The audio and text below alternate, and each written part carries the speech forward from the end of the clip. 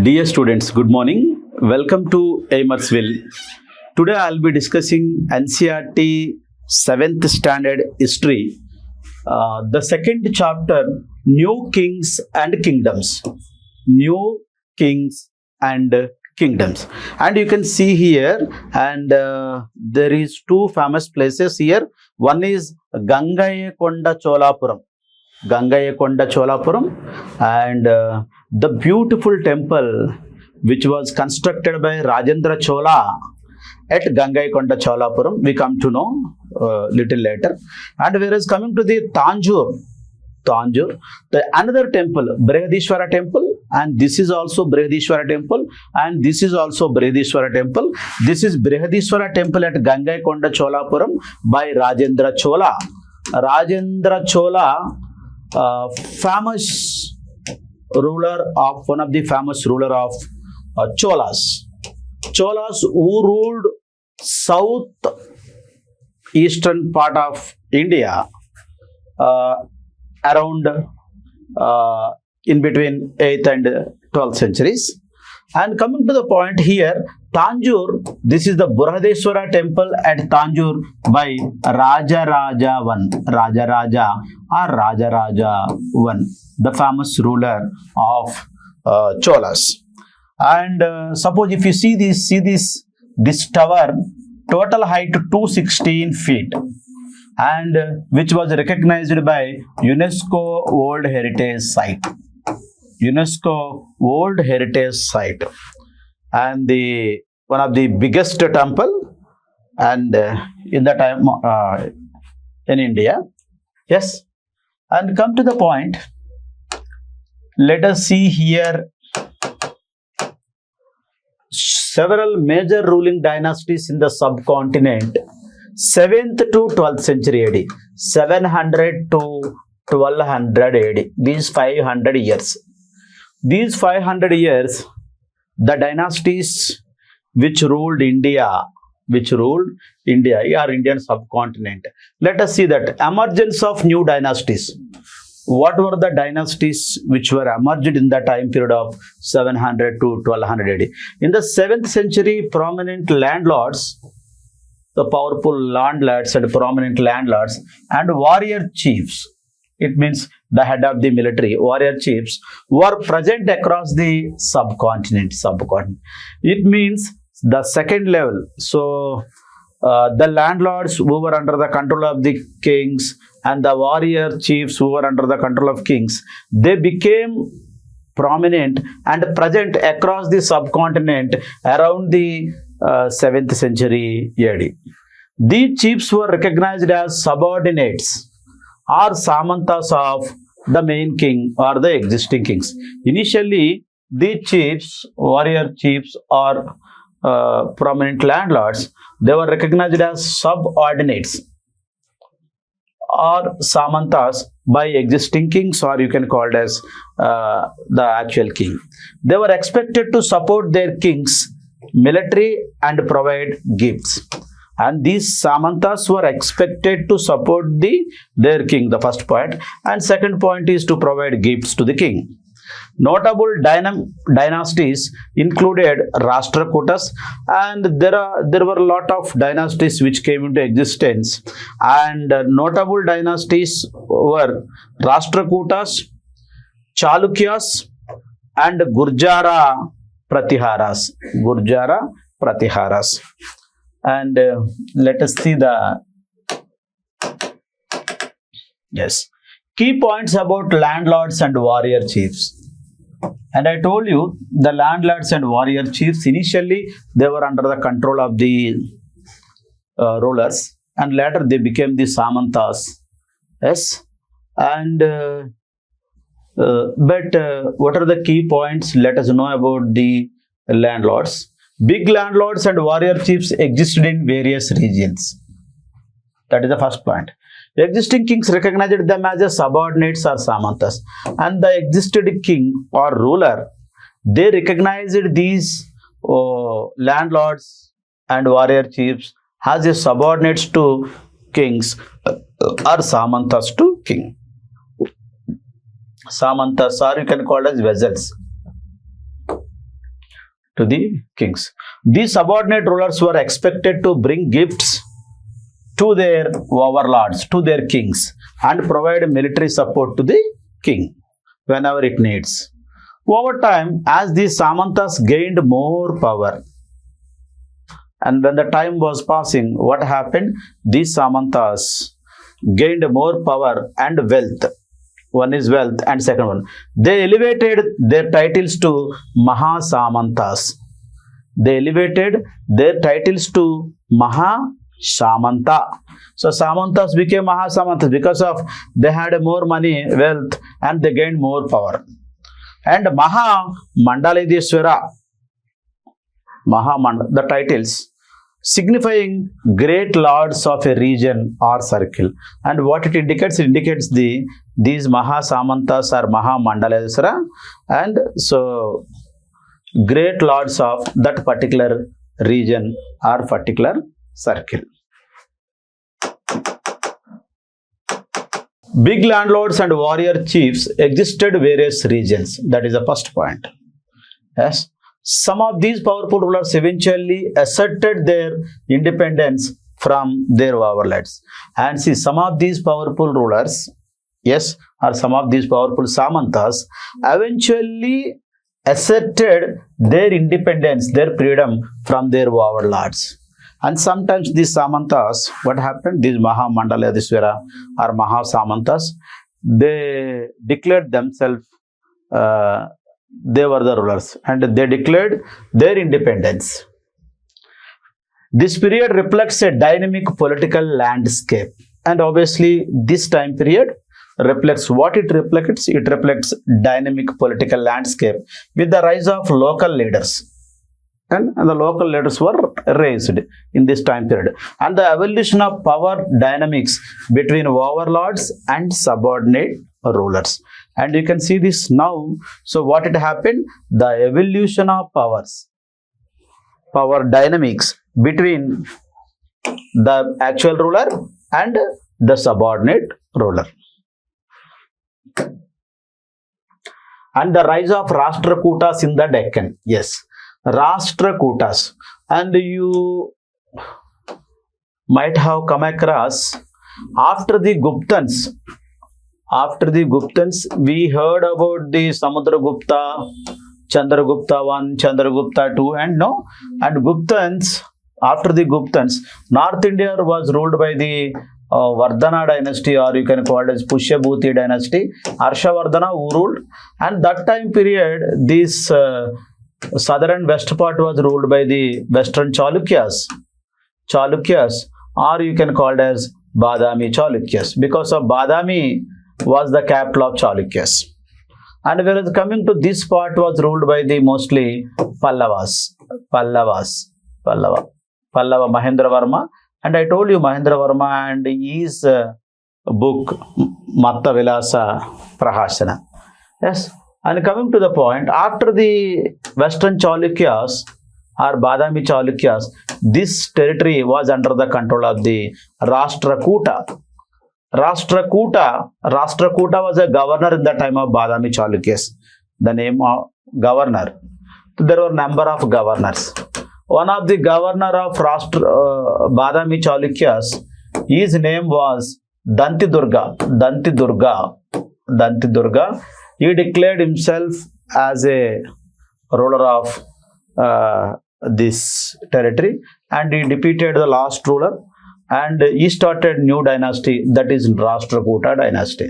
The rise of Rashtrakutas in the Deccan, we can see very clearly in this lesson. And you can see the Rashtrakuta temple, and I don't know whether you are ever not, Rashtrakutas contributed a lot to the rock cut cave temples.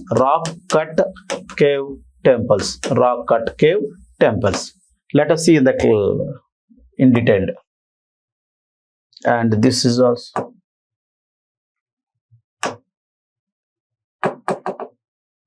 yes. Initially, the Rashtrakutas in the Deccan were subordinate to the Chalukyas of Karnataka. You can call it as Western Chalukyas, or you can call it as Badami Chalukyas. In the mid-8th century, Dantidurga, a Rashtrakuta chief, Dantidurga, a Rashtrakuta chief, or the founder of the Rashtrakuta, overthrew each Chalukya overlord. Yes. And his overlord of Chalukya was defeated by the Rashtrakuta, the name Dantidurga. And he started the Rashtrakuta dynasty. He performed a ritual known as Hiranya Garbha. And the man Dantidurga, he performed a ritual known as Hiranya Garbha, meaning the golden womb.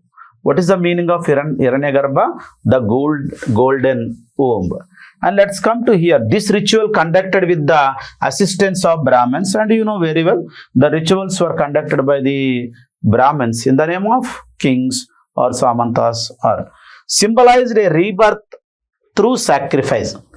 So what it symbolizes?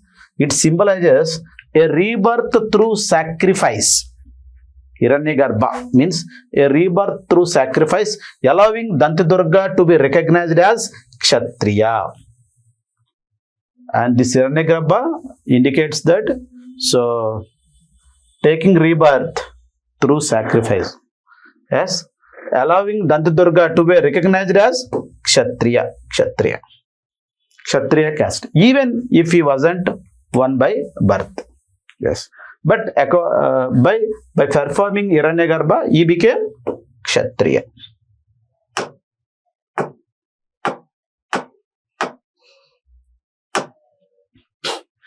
Enterprising families and military endeavors. Enterprising families and military endeavors. Some enterprising families utilized their military skills to establish kingdoms. Some enterprising families utilized their military skills to establish kingdoms. That is the first point. Notably, Mayura Sharman of the Kadamba dynasty, one of the important ruler, and Arishchandra of the Gurjara Pratihara dynasty, Rajput dynasty, were originally Brahmins.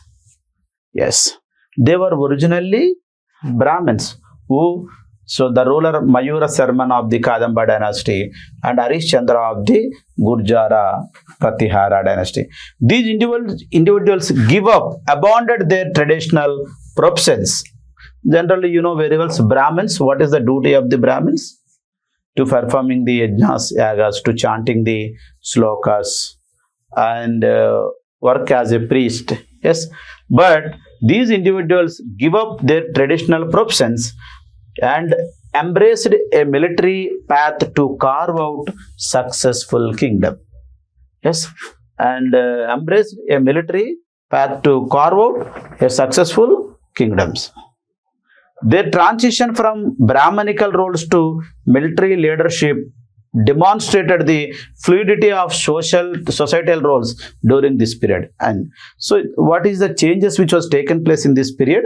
So their transition from Brahmanical roles to military leadership. These Mayura Sharman and Arishchandra, yes, what happened? Demonstrated the fluidity of the liberality of social roles during this period. And so changes the roles. Brahmanas, they moving from this Brahmanical work to military leadership, and they became the kings or the rulers. And that's why what the word it was used, fluidity of societal roles.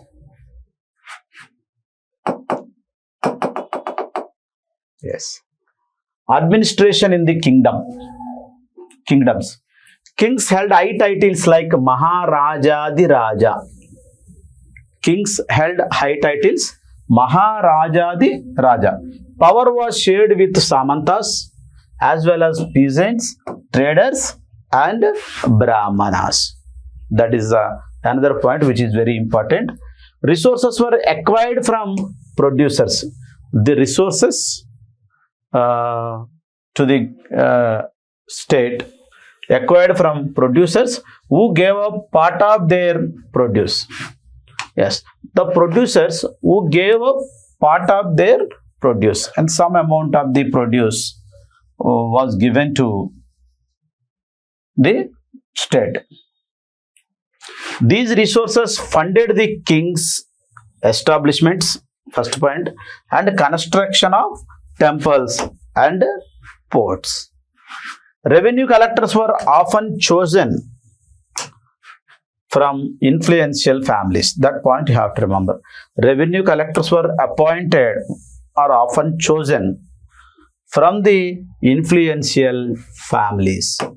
They collected revenue from the people. Prasastis and land grants. Yes. Prasasti, and you know prasasti? Prasasti means, what is that? Prizing someone, particularly king. Prasastis. And you might have come across Allahabad Prasasti, the inscription. Inscription means written record on hard surface is called as inscription. And one of the type of inscriptions are prasastis and land grants. Prasasti depicted rulers as brave and victorious warriors. Suppose if you observe the Allahabad Prasasti, where Adisena, who praised to the Samudragupta. Samudragupta was a brave and victorious ruler. And Brahmanas were often rewarded with land grants. And the kings,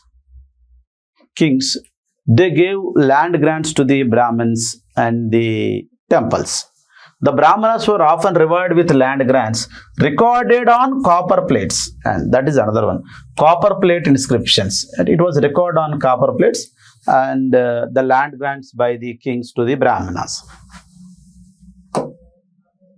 And one is prasasti and another one is land grants.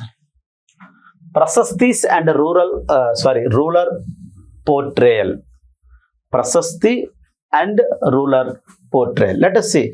Prasastis often contain details that may not be literally true, but serve the purpose of portraying rulers as valiant and victorious, brave and victorious warriors.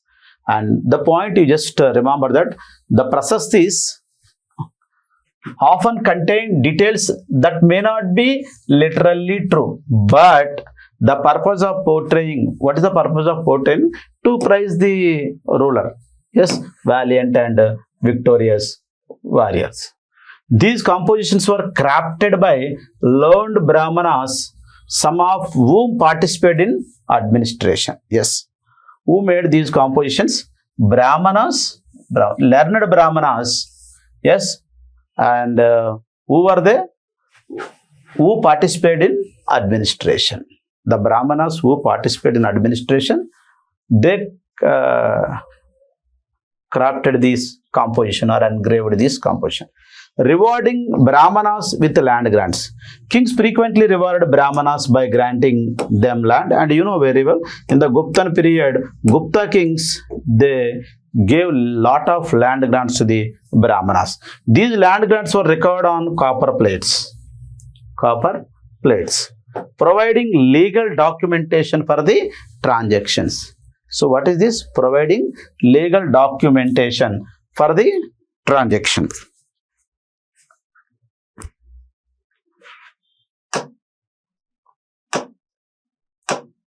Yes. Historical documentation in the 12th century. Historical documentation in the 12th century. In the 12th century, a long Sanskrit poem containing the history of rulers who governed Kashmir was composed. Yes. In the 12th century, a long Sanskrit poem containing the history of rulers who governed Kashmir, yes, was composed. And generally, you know very well, the Sanskrit poem containing the history of rulers. And who composed this? And the rulers who governed the Kashmir around the 12th century. The author Kalhana used various sources to compile this historical account, Raja Tarangini. Kalhana, who wrote Raja Tarangini. Yes. Critical approach of Kalahana. The contrast to the more glorifying nature of Prasastis, Kalahana, the author of the 12th century poem, was often critical about rulers and their policies. And this man Kalahana, who often critical about rulers and their policies. This suggests a more analytical and discerning approach in documenting historical events. This suggests a more analytical and discerning approach in documenting historical events. And warfare for wealth. And you just see this, wars for the wealth. Economic motivation. Yes. Many wars and conquests throughout history were motivated by the desire to acquire wealth. That is the first point. So wars were taken place, conquests were taken place. For what motive it was taken place? Desire to acquire wealth, including valuable resources, territory, and trade routes. Yes, this point you have to remember. Acquiring wealth, including valuable resources, territory, and trade routes. Yes. And you can see this picture. Central Asian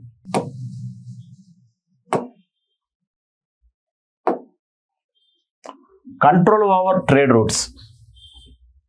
Strategic control over important trade routes was a significant factor in military campaigns. That's very important. So one has to suppose one has to success in the getting more wealth. So one should control the important trade routes in that time period. And this control over important trade routes was a significant factor in military campaigns.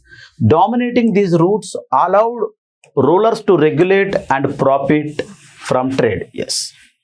Dominating these routes, yes. What was the benefit? Allowing rulers to regulate and profit from trade.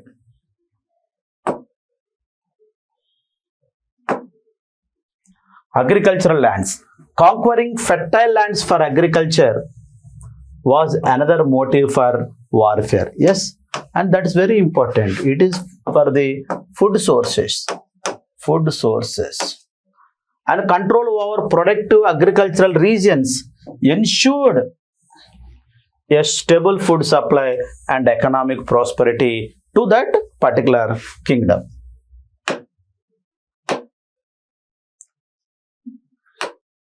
Yes.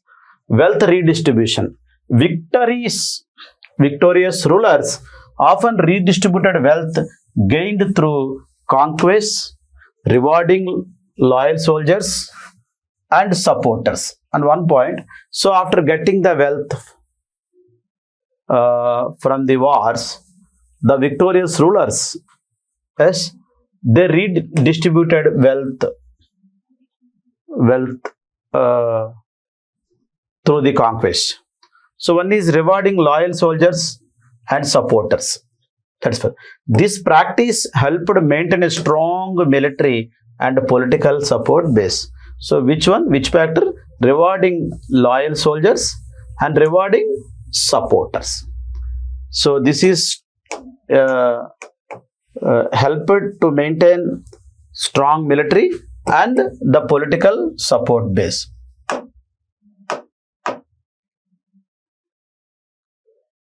And you can see the medieval India picture. Looting and plunder, and see, armies engaged in warfare often engaged in looting the wealth, looting and plundering cities and regions, seizing valuable assets, treasures and goods.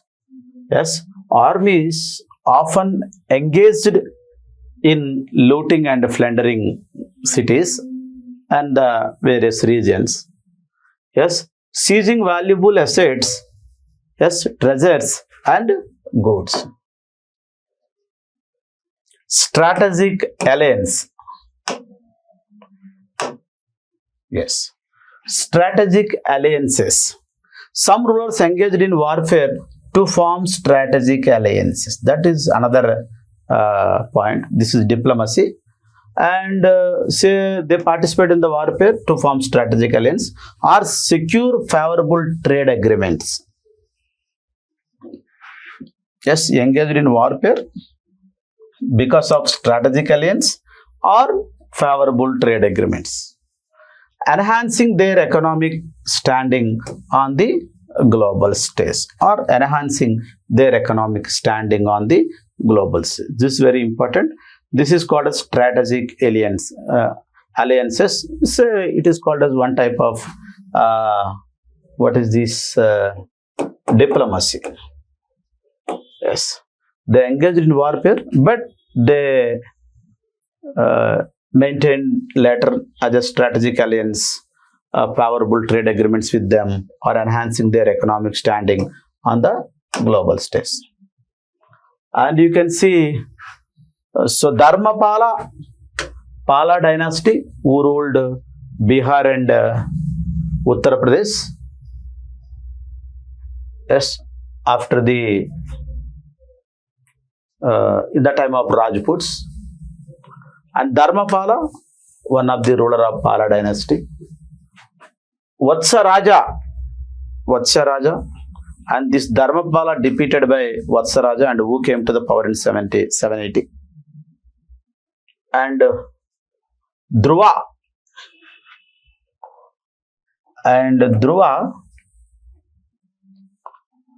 the king of the Dhruva, who was defeated, the Vatsa Raja, who was defeated by Dhruva in 790. And so phase one of the tripartite struggle for Kanauj. And one point you have to remember, this is fight for the Kanauj. And Kanauj became more famous after the Guptans. Kanauj became the more important place. How the ancient India, particularly Pataliputra, was the most famous place. But later, from the Harshavardhana, Kanauj became the most famous place. Before the Harshavardhana, Pataliputra, the most important place for the what it is called as kingdoms, the ancient kingdoms. Yes. Summary of historical events. Tripartite struggle. What is tripartite struggle? Tripartite. Gurjara Pratihara is a Rajput dynasty. Gurjara Pratiharas. Yes. Or you can call it as Gurjara dynasty or Gurjara Pratiharas. Pratihara means the meaning actually doorkeepers. They belongs to the Lakshmana family. Rashtrakutas, and after the Badami Chalukyas, Rashtrakutas came to the power. This kingdom was started by Dantdurga. And Pala dynasty. Bihar and Bengal was ruled by the Pala dynasty. Gopala, he was the founder of the Pala dynasty. And these three dynasties engaged in a prolonged conflict over the control of Kanauj in the Ganga Valley. Yes. And the Pratiharas, Rashtrakutas and Pala dynasties continued to fought on another over the control of the Kanauj in the Ganga Valley, known as the tripartite struggle. The struggle reflects the efforts of dynasties to expand their influence beyond their original regions. The struggle reflects the efforts of dynasties. Yes, what it reflects? Efforts of dynasties to expand their influence beyond their original regions. They wanted to conquer more kingdom more territory. That is the main motto of all these three dynasties. Richest temple in India. Targeting rich temples. Large temples, symbols of power and resources, were often targeted first during conflicts between rulers. And first point you remember, large temples, symbols of power and resources. Large temples, symbols of power and resources were often targeted first during conflicts between rulers. And these temples became targeted for the enemy rulers. Actually, yes, targeted first during conflict between rulers. Attacks on these temples were a strategic way to weaken an opponent. Yes. And see, attack on this temple. Yes, it is a strategic way of other dynasty ruler to weaken an opponent.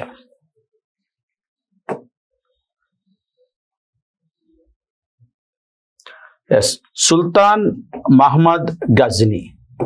Ghazni, who invaded India 1000 to 1028. He invaded India 17 times, 1000 to 1028. So Muhammad, he came from the Ghazni, and finally he became popular in the name of Muhammad Ghazni. Yes, Sultan Muhammad Ghazni. His main strategy involved attacking and looting wealthy temples. That is first point. So he didn't have any ambition to rule India, but his main motto is attacking and looting the Indian temples, such as the Somanatha temple. This is the 16th invasion of Muhammad Ghazni. 16th invasion of Muhammad Ghazni. Yes, and to accumulate wealth for building his splendid city of Ghazni. And he wants to get money from this temple. So building his splendid city of Ghazni. Muhammad of Ghazni, ruling from Afghanistan, yes, expanded his control over parts of Central Asia, Iran, and the northwestern subcontinent. Yes. And this point you have to remember.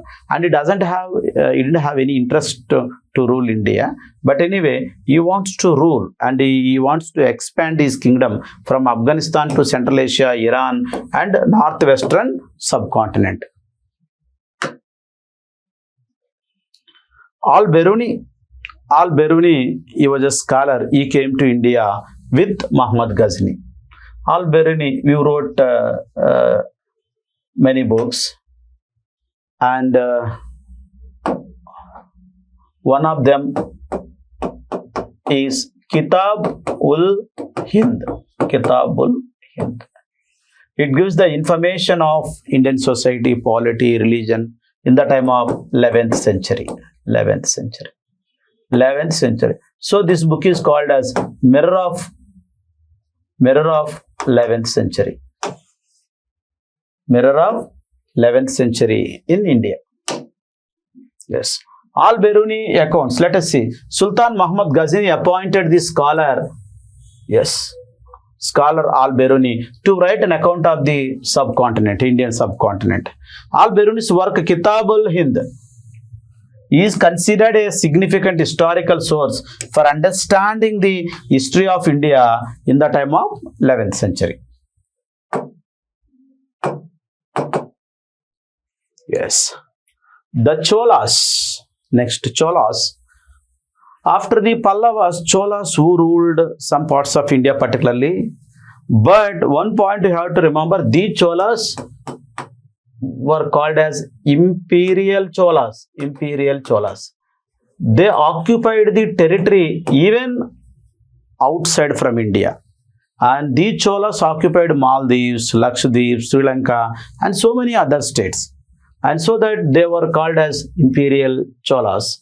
And let's see this from Urayur to Tanjavur. from Urayur to Tanjavur. Vijayalaya's conquest 9th century. Vijayalaya, a Chola ruler from Urayur, captured the Kaveri Delta from the Muttariyar, who were subordinate to the Pallava kings of Kanchipuram in the mid-9th century. Yes, I told you, are you remembering? And Cholas replaced the Pallavas. But one point you have to remember, the man Vijayalaya, founder of the Chola dynasty, he captured the Kaveri Delta from the Muttariyar. Who was this man? He was a subordinate to the Pallava kings. He was subordinate Pallava kings of Kanchipuram. The Kanchi was the capital of Pallavas in the mid-9th century. He founded the town of Tanjavur and built a temple for the goddess Nishamba Sudini. He founded the town of Tanjavur. Tanjavur is a very famous place, and built a temple for the goddess Nisamba Sudini.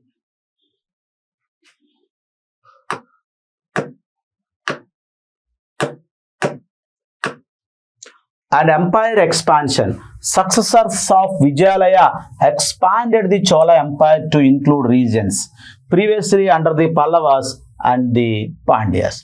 And previously, their territory was under the Pallavas and the Pandyas.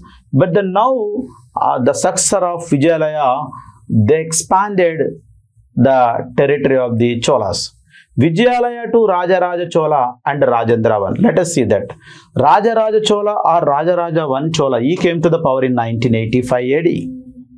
Rajaraja Chola, considered the greatest Chola ruler, ascended the throne in 985 AD. When he came to the power? 985 AD. He recognized the administration contributing to the empire's stability, the man Rajaraja, and prosperity. Yes.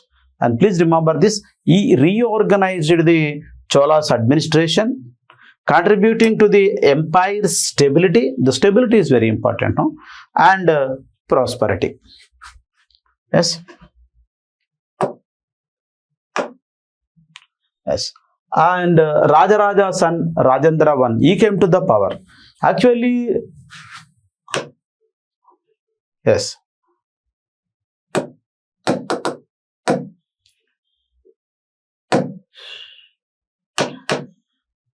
So actually, the Rajaraja I, he attacked Sri Lanka and occupied the northern Sri Lanka. Northern Sri Lanka from the Mahindra V, who was the ruler of Sri Lanka. And come to the next ruler, Rajendra I, son of Rajaraja. Rajendra I, son of Rajaraja Chola, continued his father policies. Rajendra Chola. He extended Chola Empire northwards up to the Ganga Valley, from south to north, and expanded its influence Sri Lanka and Southeast Asia. And the northern Sri Lanka was occupied by the Rajaraja, whereas southern Sri Lanka was occupied by the Rajendra Chola from the Mahindra V. And this brief overview provides insights into the Chola dynasty's expansion from Urayur to Tanjavur under Vijayalaya. The significant rule of Rajaraja Chola and the continued success under Rajendra I, showcasing their remarkable contributions to South Indian history and beyond. Yes, so the Rajaraja I and Rajendra I, and both of them, and they occupied lot of territories like Maldives, Lakshadweeps, and Sri Lanka, and various places. Yes, and their braveness, showcasing their remarkable contributions to South Indian history and beyond. Splendid Chola temples, and you can see the glory of the Chola temples, and see Actually, Dravidian style of temple architecture, which was started by the Pallavas, but it reached to the at the height of zenith in the time of Cholas. Cholas, they started gateways. Cholas, they started mandapas. Cholas, they started, you can call it as, what it is called, Gopuram. Yes. And all. And let us see this, the beautiful temple of Tanjavur, constructed by Rajaraja Chola, and see architectural marvels. Rajaraja and Rajendra I built a magnificent temples at Tanjavur and Gangaikonda Cholapuram. Both are Brodhiswara temples. They belongs to the Shiva temples. Tanjavur Brodhiswara temple, which was constructed by Rajaraja, so you can call it as Rajarajeshwara temple. Whereas Gangaikonda Cholapuram Brodhiswara temple was constructed by Rajendra I. Showcasing these two, showcasing architectural marvels of medieval India. Just you can see the temple, yes, you can see, and it was constructed in 1010. So almost it completed 1000 plus years. 1000 plus years. Yes, another beautiful picture you just see here. Yes, centers of villages and crafts. Chola temple served as the nucleus of villages. This is very important point. The Chola temples, the very important for the villages, and there were main centers of the villages, acting as centers for crafts and cultural activities. And you can see various pictures here. Nandi and the temple, Dravidian style of temple, and various here inscription, and you can see the temple architecture here. Yeah, endowments and land grants. Temples were well endowed with land granted by the king and wealthy individuals. Yes, and kings and the wealthy individuals, they donated a lot to the temples. Yes, the income from these lands supported various temple activities and the people associated with them. And one point you have to remember, so the kings and the wealthy landlords, they gave land grants to the Brahmins and the temples. And Agrahara lands, it was donated by the kings to the Brahmins. And Brahmadeya lands were donated by the kings or the landlords to the temples. So Brahmadeya temple land grants, whereas Agrahara land grants to the Brahmins. Yes, and you can see economic support. The produce from temple lands sustained the livelihoods of individuals such as priests, garland makers, sweepers, cooks, musicians, dancers, etc. As what is this? The production from temple lands sustained the livelihoods of individuals such as priests, garland makers, sweepers, cooks, musicians, dancers, and who were associated to that temple. And you can see bronze art of sculpture. Bronze is a mixing of copper plus tin. And the first time which was used in the time of Indus Valley civilization, and even in the time of 8th, 9th centuries, and the bronze art very familiar. Yes, bronze art of sculpture. Chola temples as birthplace.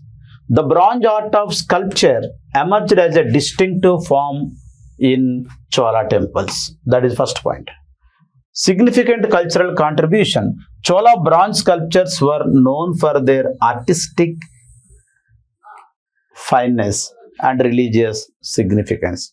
Chola bronze sculpture is a three-dimensional art, were known for their artistic fineness and religious significance.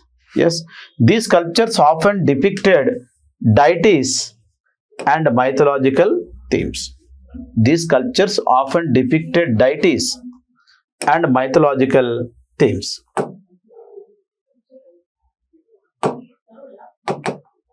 And agriculture and irrigation in the Kaveri Valley. Natural fertility from Kaveri. The Kaveri River, as it flows into the Bay of Bengal, you know very well, breaks into multiple channels. Rainfall causes the channels to flood, depositing fertile soil along the banks, creating a conducive environment for agriculture. Yes, rainfall causes these channels, the multiple channels, breaks into channels to flood, depositing fertile soil along the banks, creating a conducive environment for agriculture. As you can see, this farming. And 5th and 6th century cultivation, large scale cultivation commenced in the Kaveri Valley during the 5th and 6th centuries. Forests were cleared and land was leveled to create more cultivable. Forests were cleared and land was leveled to create more cultivable. And delta region management, and this is all. And you can see here, yes, delta region management. In the delta region, embankments were constructed to prevent flooding. The first point, they constructed the embankments, safeguarding crops from water damage. That is the first point. Canals were built. So second point, canals were built to efficiently channel water from the river to the fields, optimizing irrigation. Yes, canals were built to efficiently channel water from the river to fields, optimizing irrigation. The most important thing is optimizing irrigation. Social and administrative aspects in the Kaveri Valley. And the Kaveri Valley, and see this Kaveri Valley, and social and administrative aspects in the Kaveri Valley. Yes. Prosperity through irrigation. Peasant settlements thrived with artificial irrigation. Prosperity through irrigation. See this? And more wealth through irrigation. Peasant settlements thrived with artificial irrigation. That is the first point. Nadu administration. Villages formed Nadu groups administered by councils overseeing tax collection and justice. Vellala dynasty and titles. Rich Vellala peasants managed Nadus, receiving titles from Chola kings. Yes.